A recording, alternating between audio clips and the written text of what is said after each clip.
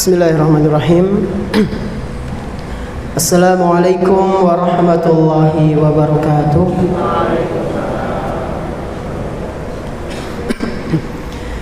Alhamdulillahirabbil alamin. Wassalatu wassalamu ala nabiyyina Muhammadin wa ala alihi wa ashabihi wa man tabi'ahum bi ihsanin ila yaumiddin. أشهد أن لا إله إلا الله وحده لا شريك له وأشهد أن محمدا عبده ورسوله لا نبي بعده. Alhamdulillah, segala puji bagi Allah Subhanahu wa taala, di mana Dia telah memberikan kepada kita semuanya nikmat yang begitu banyak. Dan di antara kenikmatan-kenikmatan yang telah Allah Subhanahu wa taala berikan kepada kita semuanya, yaitu berupa nikmat iman, nikmat Islam, nikmat sehat, nikmat kita bisa kembali menghadiri majelis ta'lim di salah satu rumah-rumah Allah Subhanahu wa taala yang kita cintai ini. Kita berharap kepada Allah Subhanahu wa taala, semoga apa yang kita pelajari pada pagi yang berbahagia kali ini bisa kita amalkan dalam kehidupan sehari-hari, sehingga menjadi bekal amal soleh kita kelak ketika berjumpa dengan Allah Subhanahu wa taala di hari akhir nanti. Allahumma amin. Tak lupa pula salawat beserta salam semoga senantiasa tercurah limpahkan kepada Nabi kita yang tercinta, Nabi Muhammad sallallahu alaihi wasallam, beserta para keluarganya, para sahabatnya dan umatnya yang senantiasa mengikuti sunnah-sunnah beliau hingga hari akhir nanti. Jamaah sekalian, bapak-bapak dan ibu-ibu rahimani wa rahimakumullah, insyaallah pada pagi yang berbahagia kali ini kita akan membahas kajian tematik yang berjudul napa niku? Akhir tahun yang meresahkan. Akhir tahun yang meresahkan. Resah karena apa, Pak Bu? Resah karena orang di duit, ya? Atau akhir tahun yang meresahkan karena orang yang pelesiran, ya? Akhir tahun yang meresahkan karena udan bae, ya? Atau karena nopo? Karena ada sebagian manusia yang mengatakan suatu ucapan yang sangat batil. Jadi jamaah sekalian rahimani wa rahimakumullah, akhir tahun yang meresahkan maksudnya adalah adanya rasa ketidaknyamanan disebabkan oleh ulah sebagian manusia yang mengatakan bahwa Allah Subhanahu wa taala memiliki anak. Dan di antara hal lainnya yang membuat akhir tahun itu cukup meresahkan adalah karena ada sebagian kaum muslimin nun sewu niki yang ikut-ikutan merayakan tahun baru Masehi. Padahal tahun baru Masehi niku sekedar adat atau asal usulnya ada ritual ibadah di situ, Pak Bu. Tahun baru Masehi itu asal usulnya cuma sekedar adat atau ada unsur ritual ibadah di situ? Ada unsur ritual ibadah oleh orang-orang Romawi zaman dulu. Jadi disebutkan itu orang-orang Romawi zaman dulu, mereka setiap akhir tahun mereka mempersembahkan ibadah kepada dewa yang namanya Dewa Janus. Dewa sinten? Janus. Dewa Janus ini diceritakan punya dua wajah. Satu madep ke depan, satunya madep ke belakang. Filosofinya, muka yang madep ke depan itu sebagai motivasi supaya bisa lebih baik di tahun depan. Adapun muka yang belakang, yang lalu biarlah berlalu. Akhirnya mereka pun menjadikan ritual tahun baru itu sebagai bagian dari ibadah mereka. Itu asal usulnya. Setiap pergantian tahun mereka selalu membuat ritual-ritual beribadatan kepada dewa tersebut. Maka berarti naudzubillah, kalau ada sebagian dari kaum muslimin kok ikut-ikutan merayakan tahun baru Masehi, sangat dikhawatirkan. Berarti mereka mengikuti adat, kebiasaan, ritual yang sering dilakukan oleh orang-orang Romawi zaman dahulu. Na'udzubillahi min dzalik.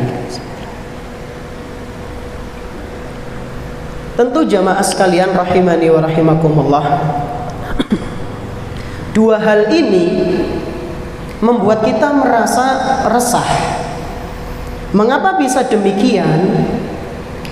Jawabannya adalah karena dua perayaan tersebut itu bisa mengundang murka sinten?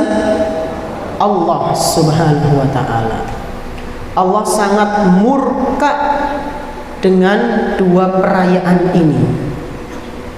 Saking murkanya Allah Subhanahu wa taala, sampai-sampai Pak Bu, disebutkan dalam Al-Quran surat Maryam, itu Allah Subhanahu wa ta'ala hampir-hampir menghancurkan alam ini. Saking nopo murkanya. Dalam Al-Quran surat Maryam ayat ke-88 sampai 92,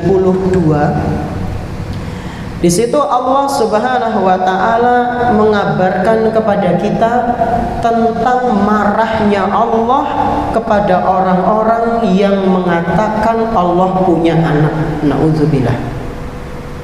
Wa qalu ittakhadhar rahmanu walada. Mereka mengatakan bahwasanya Allah Subhanahu wa taala yang Maha Pengasih telah mengangkat seorang anak. Mereka di sini maksudnya siapa? Ahlul Kitab, orang-orang Nasrani. Mereka mengatakan bahwasanya Allah Subhanahu wa taala telah mengangkat anak. Laqad ji'tum syai'an idda. Sungguh kalian benar-benar telah membawa suatu perkataan yang sangat mungkar. Takadus samawatu yatafattarna minhu wa tanshaqqul ardu wa takhirrul jibalu hadda. Kemudian Allah Subhanahu wa taala menyebutkan, karena ucapan itulah hampir-hampir langit itu pecah, Pak Bu.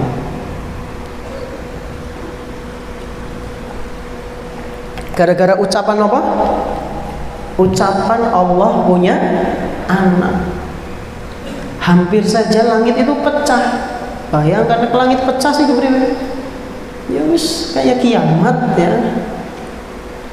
Enggak cuma langit yang hampir pecah, bumi pun hampir nopo terbelah. Ya mungkin bisa digambarkan dengan banyaknya gempa yang sangat dahsyat. Itu kan bumi pada terbelah. Enggak cukup sampai di situ. Kata Allah Subhanahu wa taala, "Wa takhirrul jibalu hadda." Dan gunung-gunung hampir semuanya itu runtuh berkeping-keping. Ini semua dikarenakan apa?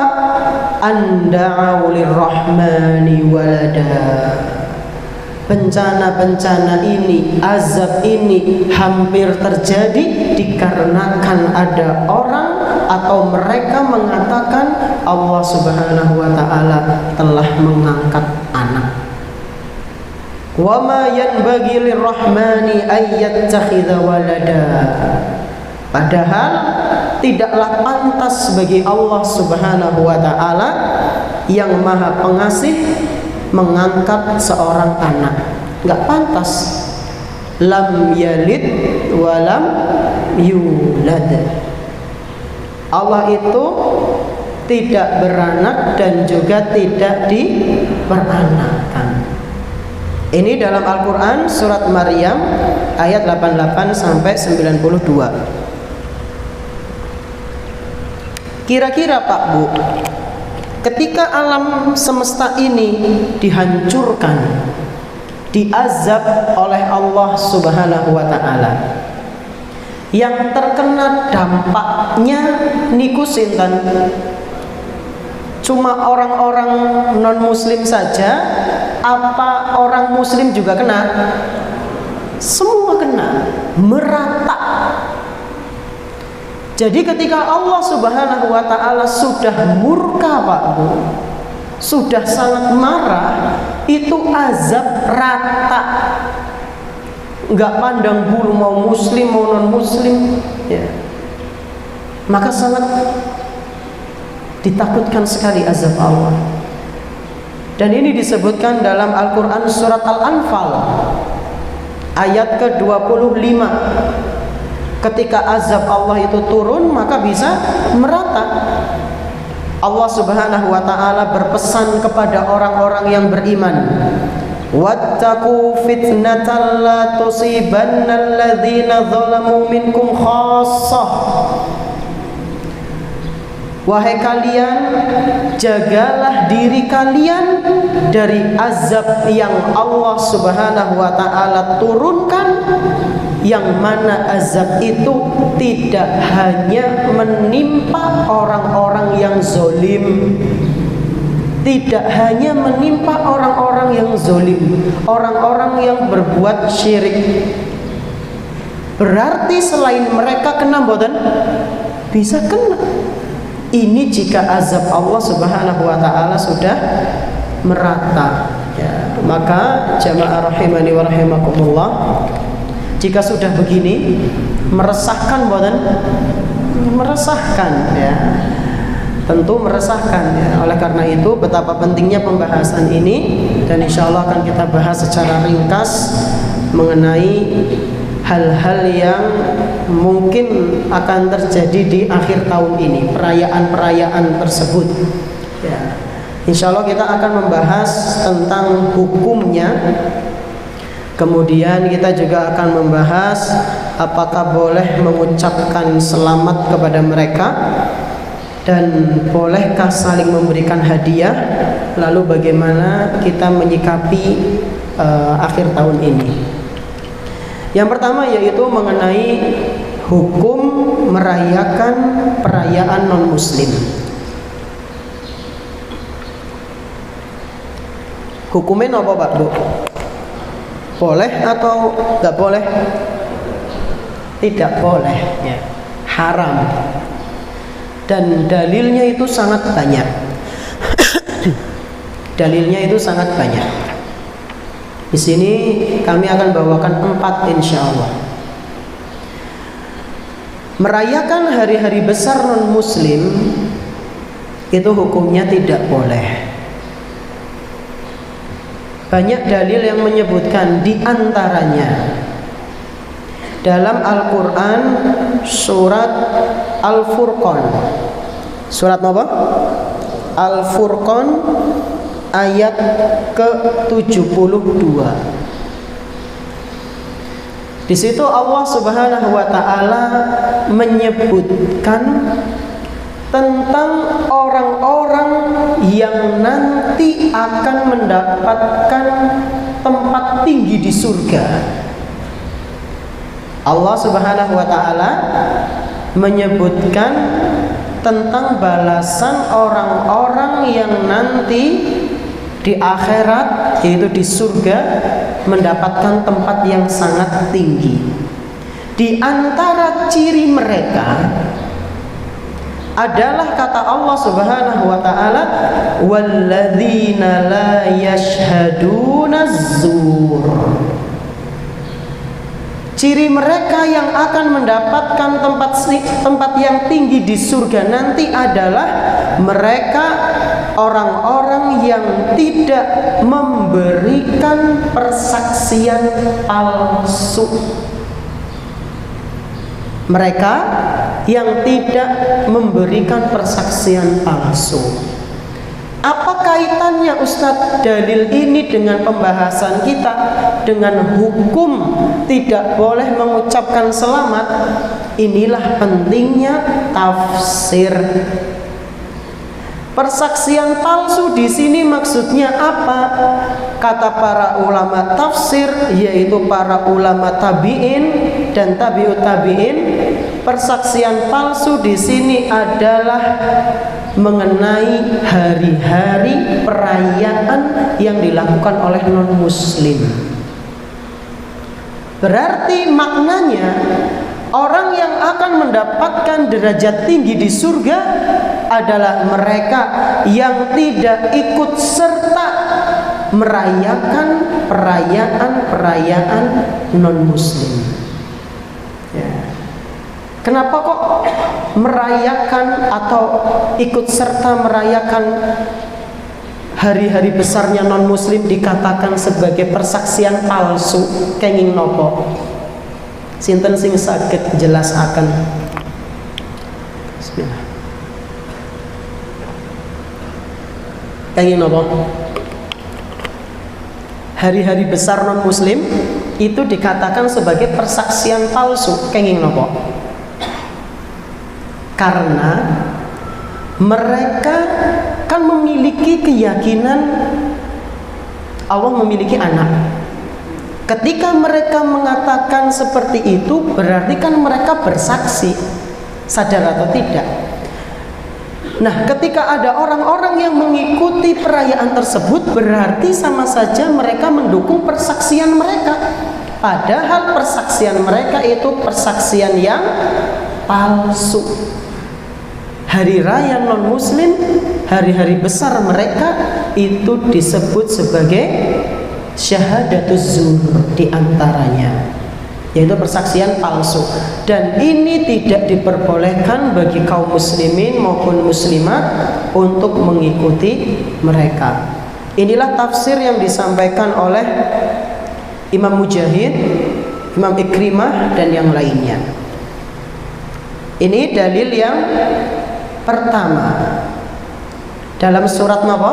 Al-Furqan ayat 72. Dalil yang kedua yaitu dalam sebuah hadis, yang mana hadis ini dari Anas bin Malik radhiyallahu anhu. Beliau pernah cerita, dahulu kaum jahiliyah itu memiliki 2 hari raya. Orang-orang musyrik jahiliyah dulu memiliki berapa hari raya? 2. Yang namanya adalah hari raya Nairuz dan hari raya Mahrojan. Hari raya Nairuz itu adalah tahun baru mereka di musim semi. Di musim semi. Jadi mereka membuat hari raya di situ. Adapun hari raya Mahrojan, ini adalah hari raya mereka ketika musim gugur atau musim panen. Mereka juga melakukan ritual di situ. Dan dua hari raya ini asalnya dari bangsa Persia, kaum Majusi, Pak Bu. Terus diimpor oleh orang-orang Arab. Ketika itu Nabi SAW sudah diutus, dan beliau ketika itu ke Madinah lalu menyampaikan kepada para sahabatnya dengan bersabda, kana lakum yaumani tal'abuna fihima. Wahai para sahabatku, sesungguhnya kalian dahulu sebelum Islam datang, kalian itu memiliki dua hari raya. Sebelum Islam datang, kaum Arab itu memiliki pinten? Dua hari raya. Yang mana dua hari raya ini impor dari mana? Persia. Adapun sekarang, wa qad abdalakumullahu bihima khairan minhuma. Adapun sekarang Allah Subhanahu wa taala telah mengganti hari raya kalian dengan hari raya yang jauh lebih baik daripada sebelumnya. Hari raya apa itu? Yaumal Fitri wa Yaumal Adha, yaitu hari raya Idul Fitri dan hari raya Idul Adha. Inilah dua hari rayanya kaum muslimin yang diperintahkan oleh Nabi SAW untuk dirayakan. Tapi kadang sebagian kaum muslimin niku mandan lucu nggih. Pas tahun baru Masehi dikorbankan apa saja. Ya, pokoknya kudu bisa merayakan tahun baru Masehi. Tapi pas Idul Fitri turu masih sore. Nah, kan kewalik ya. Enggak ikut sholat Id, lebaran di kamar, puasa be embuh, naudzubillahi min dzalik. Wis kebolak-balik niki. Ya. Padahal kata Nabi SAW, hari raya ini Idul Fitri dan Idul Adha khairon minhuma, jauh lebih baik daripada hari raya selainnya yang sebelum itu. Ya. Jadi kita harus bangga dengan hari raya yang ada di agama Islam ini. Dan di sini Pak Bu, di hadis ini perlu kita perhatikan juga. Ketika itu Nabi SAW melihat para sahabat itu cuma main-main, perang-perangan. Kan ditanya sama Nabi, ini lagi ngapain perang-perangan? Lagi main-main karena apa? Wahai Rasul, kami ini main-main karena kami sedang merayakan hari raya Nairus dan Mahrojan. Lihat Pak Bu, di situ Nabi SAW melihat sahabatnya cuma apa? Main-main. Mereka tidak melakukan ritual ibadah yang dilakukan oleh orang-orang Persia. Mereka cuma apa? Main-main, perang-perangan. Tapi meskipun seperti itu dilarang sama Nabi SAW. Cuma main-main, tapi dalam rangka memperingati hari raya orang-orang Persia. Tetap nggak boleh. Nah, ini sebagai jawaban. Mungkin ada sebagian dari kita yang bertanya-tanya, nek mung mangan-mangan tok pripun Ustaz? Nah, bakar sate ya. Ngapa bakar sate di malam tahun baru? Kenapa? Ya. Kenapa orang mengkomungi baen? Kenapa tidak nanti malam saja? Kenapa harus nunggu tahun baru? Nah, para sahabat yang cuma bermain-main saja itu tetap tidak boleh, karena ada unsur memperingatinya.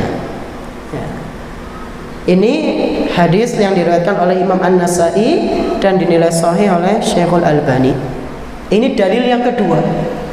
Adapun dalil yang ketiga,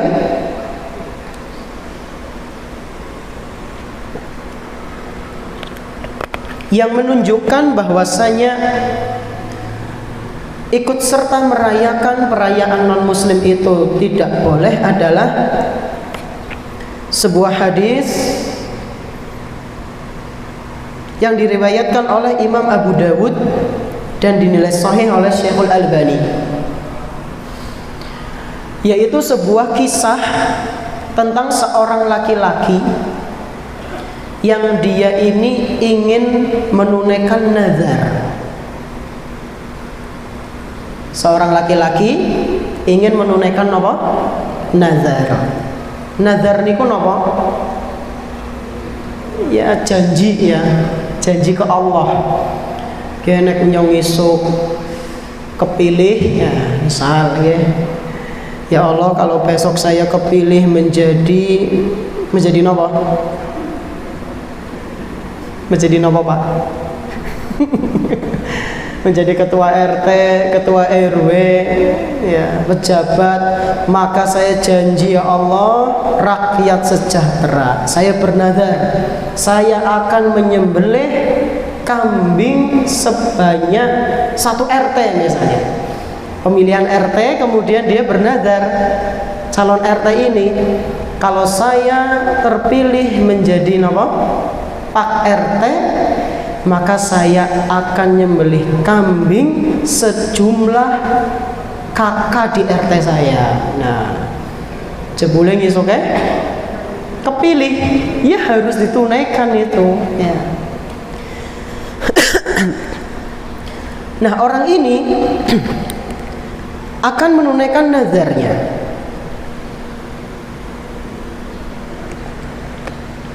yaitu akan menyembelih unta. Nyembelih unta di tempat yang bernama Buana. Laki-laki ini pernah bernazar akan nyembelih unta, dan nyembelihnya itu di tempat yang namanya apa? Buana. Maka laki-laki ini pun bertanya kepada Nabi Sallallahu Alaihi Wasallam, wahai Rasul, aku pernah bernazar dan nazarku dikabulkan oleh Allah Subhanahu Wa Taala, maka aku akan nyembelih unta, wahai Rasul, dan aku nyembelihnya di tempat yang namanya Buana. Boleh enggak, wahai Rasul? Maka Rasulullah Sallallahu Alaihi Wasallam nggak langsung jawab, tapi Rasulullah Sallallahu Alaihi Wasallam bertanya, hal kana fiha wasanun min ausanil jahiliyah yu'bad? Kamu mau menyembelih unta di Buana? Saya mau tanya, di Buana itu tempatnya ada berhalanya tidak? Di sana ada berhalanya atau tidak? Ada patung-patung yang biasa disembah atau tidak? Maka para sahabat menjawab, tidak, wahai Rasul. Di sana nggak ada berhala satupun, aman. Kemudian Rasulullah SAW bertanya lagi, hal kana 'idun min a'yadihim? Kalau begitu, saya tanya lagi, kira-kira di sana itu tempat biasa digunakan perayaan-perayaan oleh orang jahiliyah atau tidak? Nah, Rasulullah tanya, Buana itu tempat yang biasa digunakan untuk perayaan ritual orang-orang jahiliyah atau tidak? Maka para sahabat menjawab, tidak, wahai Rasul. Tempat itu aman dari ritual-ritual kaum musyrikin. Maka setelah itu Rasulullah Sallallahu Alaihi Wasallam mengatakan, aufi bin nadrika, tunaikan nazarmu. Sisi pendalilannya Pak Bu berkaitan dengan pembahasan kita adalah jika melakukan ibadah saja tidak diperbolehkan di tempat yang biasa digunakan untuk hari raya kaum musyrikin, apalagi ikut serta merayakannya. Jadi menunaikan nazar nyembelih unta, kambing atau sapi di tempat yang biasa digunakan untuk ritual kesyirikan itu nggak boleh. Kalau di kita ya contohnya nopo nggih? Nyembelih kurban di lapangan yang biasa nggo ebegan. Nah, jangan di situ. Cari lapangan yang lain yang nggak biasa digunakan untuk ebek-ebekan, mendem. Kalau kita nyembelih sapi atau kambing, kemudian unta dalam rangka ibadah kepada Allah saja, nggak boleh di tempat-tempat ritual kesyirikan, perayaan-perayaan orang-orang jahiliyah, orang-orang non-muslim, maka ikut merayakannya jauh lebih tidak diperbolehkan. Ini dalil yang ketiga yang menunjukkan bahwasanya dilarang merayakan ikut serta merayakan perayaan non-muslim. Kemudian yang keempat dalilnya adalah sabda Nabi SAW, man tasyabbaha biqaumin fahuwa minhum. Nabi SAW bersabda, barang siapa yang menyerupai suatu kaum, maka berarti dia termasuk dari kaum tersebut. Ya. Maka ini harus kita perhatikan bersama. Hati-hati jangan sampai kita bermudah-mudahan dalam perkara ini. Kemudian yang berikutnya kita akan membahas tentang apakah boleh mengucapkan selamat kepada mereka? Boleh atau tidak Pak Bu?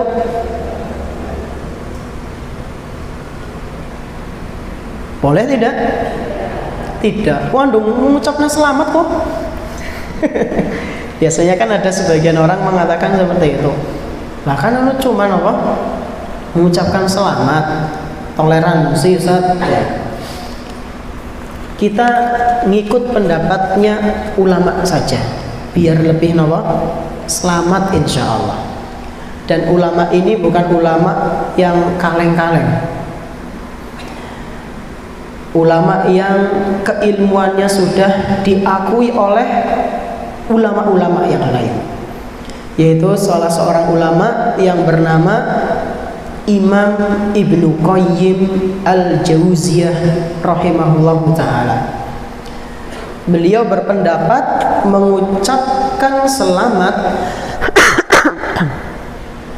kepada non-muslim, ya, selamat hari Natal misalnya, selamat tahun baru kepada orang-orang yang merayakannya, itu beliau berpendapat hukumnya haram. Beliau mengatakan wa ammat tahni'atu bi sya'airil kufri al mukhtassati bihi fa haramun bil ittifaq. Kata beliau rahimahullah, memberi ucapan selamat terhadap syiar-syiar kekufuran yang merupakan ciri khas orang-orang kafir, hukumnya adalah haram secara mutlak berdasarkan kesepakatan para ulama. Ini beliau mengatakan seperti itu. Yang menjadi perbedaan di antara ulama adalah menjadi kafir atau tidak. Ini ya. Ada orang mengucapkan selamat Natal. Nah, yang mengucapkan ini kemudian jadi kafir atau tidak gitu. Maka pendapat yang lebih kuat insya Allah mendekati kebenaran, yaitu pendapat bahwasanya dia tetap terkena dosa besar ya, jika tidak diiringi dengan keyakinan Allah Subhanahu wa taala memiliki anak. Ya, jadi contohnya begini Pak Bu. Ada orang muslim ketemu sama non muslim di tanggal pinten? 25, apal lagi. Tanggal 25. Nah, orang muslim ini kemudian mengucapkan apa? Selamat Natal ya. Semoga berkah selalu. Itu status orang yang mengucapkan gimana? Dirinci. Jika dia mengucapkannya tanpa ada keyakinan apa? Allah punya anak, dia tidak ada keyakinan seperti itu, cuma sekedar apa? Mengucapkan, tetap kena dosa. Ya. Tapi kalau ada keyakinan, naudzubillahi min dzalik, dia mengucapkan itu, kemudian ada keyakinan yang dilakukan oleh non-muslim ini benar, bahwasanya Allah itu mengangkat anak, na'udzubillahi min dzalik, summa na'udzubillahi min dzalik, maka yang seperti ini bisa menjadi kufur ya. Inilah yang dirinci oleh Imam Ibnu Qayyim al-Jauziyah rahimahullah. Berarti orang apa ya Ustaz? Ngucapna selamat tanpa keyakinan, ya aja, dosa kok. Jadi tetap ya udah biarkan saja.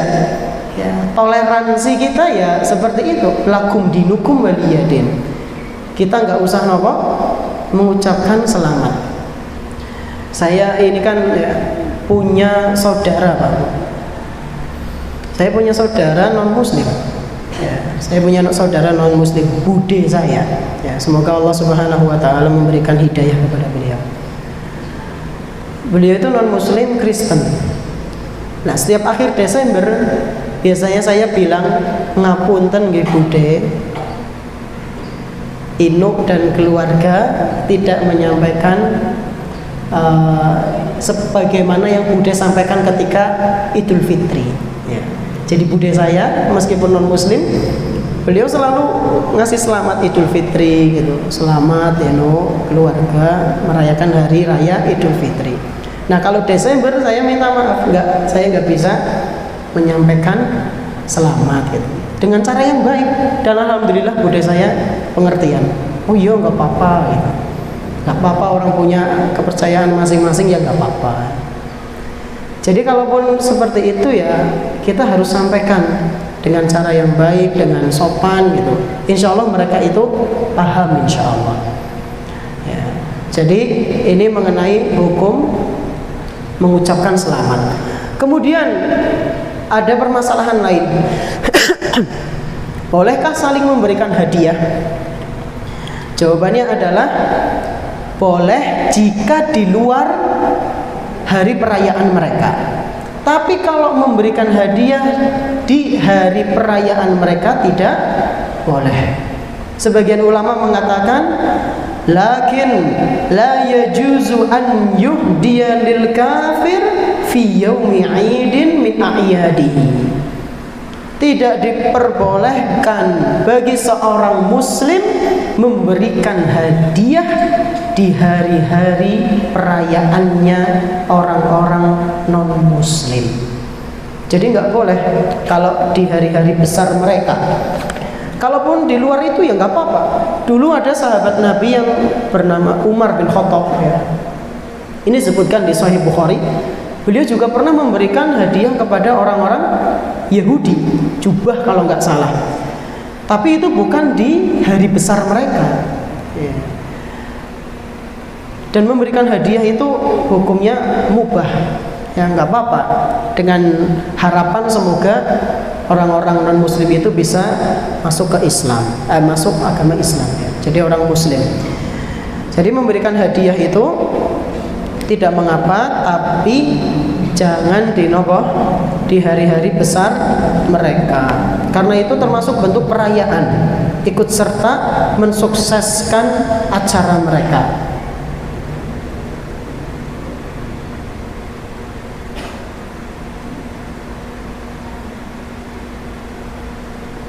Seperti contohnya misal ini ya, contohnya memberi hadiah berupa hal-hal yang bisa mendukung perayaan mereka, ini nggak boleh. Contohnya seperti ngasih lilin ya, ngasih pohon cemara gitu. Ngasih apa malih? Atau yang semisalnya makanan ya, yang mendukung acara mereka, maka tidak diperbolehkan. Kemudian yang terakhir, bagaimana kita menyikapi tahun baru ini? Ya kita sikapi dengan cara yang bijak ya. Ada kajian bagus, mungkin bisa panjenengan lihat di YouTube itu kajiannya Ustadz kita, Ustadz Abdul Zain hafizahullah ta'ala. Judulnya Bijak Menyikapi Tahun Baru, kalau nggak salah ya. Bijak dalam menyikapi tahun baru. Nah, mungkin bisa disimak kajian beliau untuk menambah ilmu kita dan wawasan kita mengenai menyikapi tahun baru ini. Adapun dari kami ya, maka kami sampaikan untuk diri kami pribadi dan juga jamaah sekalian, kita sikapi dengan biasa saja ya, be aja.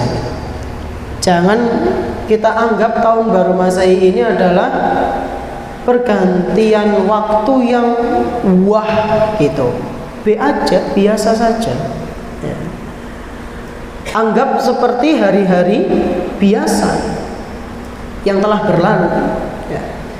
Tidak ada keistimewaan sama sekali di pergantian tahun nanti.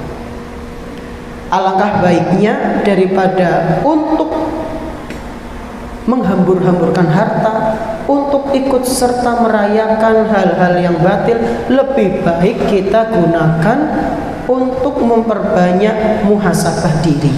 Nah, itu insya Allah lebih bermanfaat ya. Inilah mengenai sikap kita kepada tahun baru yang akan datang nanti. Nah, kesimpulannya dari kajian kita jamaah rahimani wa rahimakumullah, yang pertama yaitu tidak diperbolehkan bagi seorang muslim untuk ikut merayakan perayaan yang dilakukan oleh non-muslim, walaupun cuma sekedar bakar-bakar sate, makan besar. Kalau mau makan besar kapan? Yang kau bengi ya. Pokoknya jangan di hari-hari yang berkaitan dengan hari besar mereka ya. Kemudian yang kedua, tidak diperbolehkan bagi seorang muslim mengucapkan selamat kepada non muslim yang merayakan hari besar mereka. Lalu yang ketiga, bolehnya memberikan hadiah kepada non-muslim, namun bukan di hari-hari besar mereka ya. Adapun di hari-hari besar seperti Natal, kemudian Tahun Baru, maka dihindari. Kalau mau ngasih hadiah, ya kapanpun itu, yang penting jangan di hari-hari besar mereka. Mungkin ini yang bisa kami sampaikan. Terima kasih atas perhatiannya. Kurang lebihnya kami mohon maaf. Kita tutup dengan doa kafaratul majelis. Subhanakallahumma wa bihamdik, asyhadu an la ilaha illa anta, astaghfiruka wa atubu ilaik. Wa sallallahu ala nabiyyina Muhammadin wa ala alihi wa sahbihi ajma'in. Wassalamualaikum warahmatullahi wabarakatuh.